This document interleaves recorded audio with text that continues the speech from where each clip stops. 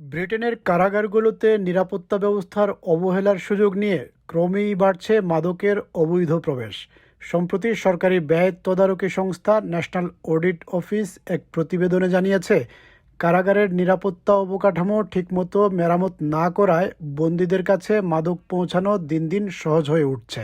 প্রতিবেদনে বলা হয়, ড্রোনের মাধ্যমে কারাগারে মাদক পৌঁছে দেওয়ার ঘটনা এখন আর বিরল নয়। ভাঙা জানালা, নষ্ট এক্স-রে মেশিন সহ নানা ত্রুটিপূর্ণ নিরাপত্তা ব্যবস্থার কারণে কারাগারের ভেতরে ও বাইরে মাদক যাতায়াতের পথ আরও প্রশস্ত হয়েছে। ন্যাশনাল অডিট অফিসের তথ্য অনুযায়ী গত বছরের এপ্রিল মাসে ব্রিটেনের কারাগারগুলোতে প্রায় 40,000 বন্দী মাদক সংক্রান্ত সমস্যায় ভুগছিলেন। শুধু তাই নয়, সরকারি হিসাব বলছে গত এক বছরে কারা কর্তৃপক্ষ বন্দীদের সেল থেকে 23,000-এর বেশি মাদক জব্দ করেছে, যা আগের বছরের তুলনায় 25% বেশি। এদিকে 2023 সালে প্রতি মাসে বন্দীদের ড্রাগ টেস্ট করতে। আসসালামু আলাইকুম, আমি জান্নাত বৃষ্টি। বিগত অনেক বছর ধরেই বাংলাদেশ থেকে ইউকেতে এবং ইউকে থেকে বাংলাদেশে পণ্য আনা নেওয়ার ক্ষেত্রে ব্যবহার করছি বি কার্গো সার্ভিস। আপনারাও ব্যবহার করতে পারেন বিশ্বস্ত কার্গো প্রতিষ্ঠান বি কার্গো। সরকারের খরচ হয়েছে প্রায় 8 মিলিয়ন পাউন্ড। তবে এত বড় সমস্যার পরেও প্রতিবেদনে দেখা গেছে, কারাগারের নিরাপত্তা জোরদারের জন্য বরাদ্দ 100 মিলিয়ন পাউন্ডের মধ্যে সরকার সাম্প্রতিক বছরগুলোতে ব্যয় করেছে মাত্র 75%। প্রতিবেদনে স্পষ্ট করে বলা হয়েছে, ভাঙা জানালা মেরামত বা নষ্ট এক্স-রে যন্ত্র ঠিক করার মতো গুরুত্বপূর্ণ কাজে বরাদ্দ থাকা সত্ত্বেও অনেক ক্ষেত্রে সেই অর্থ খরচই করা হয়নি। কোথাও কোথাও এসব মেরামত সম্পন্ন করতে বছরের পর বছর লেগে গেছে, যা মাদক পাচারকারীদের জন্য পরিস্থিতিকে আরও সুবিধাজনক করে তুলেছে।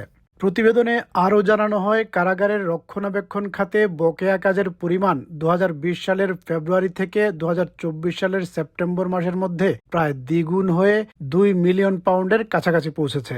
এতে উদ্বেগ বাড়ছে সংশ্লিষ্টদের মধ্যে। বিশেষজ্ঞরা বলছেন, কারাগারে অবৈধ মাদক শুধু বন্দীদের স্বাস্থ্যের জন্যই ঝুঁকিপূর্ণ নয়, বরং এটি কারা ব্যবস্থার শৃঙ্খলাও ভেঙে দেয়। মাদককে কেন্দ্র করে কারাগারের ভেতরে ঋণ, সহিংসতা এবং অপরাধমূলক অর্থনীতি গড়ে ওঠে।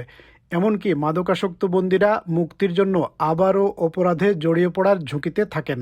The concerns we have is that it's really important to tackle illicit drugs in prisons because it causes a lot of problems, immediately for the prisoners in prisons, and there have been drug-related deaths.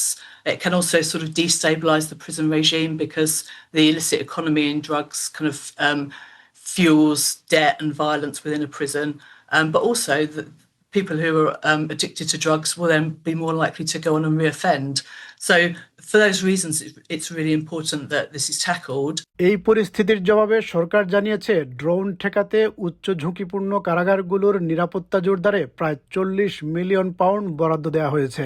একই সঙ্গে বন্দীদের মাদকাসক্তি কাটিয়ে উঠতে সহায়তা বাড়ানো হচ্ছে এবং কারাগার জুড়ে বিশেষজ্ঞ কর্মী মোতায়েন করা হচ্ছে, যাতে মাদক ব্যবহারের বিরুদ্ধে আরও কার্যকর ব্যবস্থা নেওয়া যায়।